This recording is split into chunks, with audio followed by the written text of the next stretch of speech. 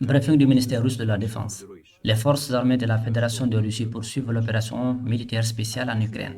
Des armes à longue portée de haute précision ont détruit 6 sous-stations de traction près de Krasnoye, Dolbinov, Zemerinka, Berdikiv, Kovel et Korenstein, par lesquelles des armes et du matériel militaire étranger sont fournis aux troupes ukrainiennes dans le Donbass.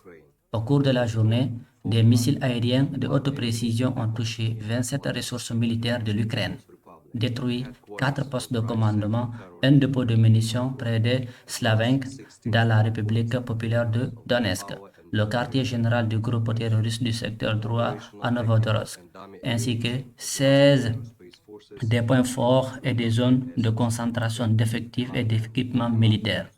L'aviation opérationnelle tactique et militaire des forces aérospatiales russes a touché 82 militaires de l'Ukraine. Parmi eux, 4 postes de commandement, 76 zones de concentration d'effectifs et d'équipements militaires ennemis et 2 dépôts de carburant.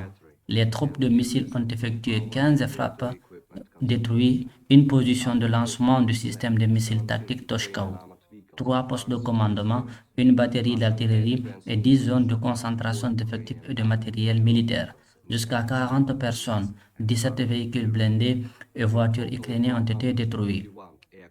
Les moyens de défense aérienne russes ont abattu 4 véhicules aériens sans pilote ukrainiens, près de Izinov, Donetsk et Kharkov. Pendant la journée, au total, 141 avions et 110 hélicoptères, 570 véhicules aériens sans pilote, 265 systèmes de missiles antiaériens, 2554 chars et autres véhicules de combat blindés, 283 systèmes de lance-roquettes multiples, 1104 pièces d'artillerie et de mortiers de campagne, ainsi que 2380 unités de véhicules militaires spéciaux des forces armées ukrainiennes ont été détruits au cours de l'opération.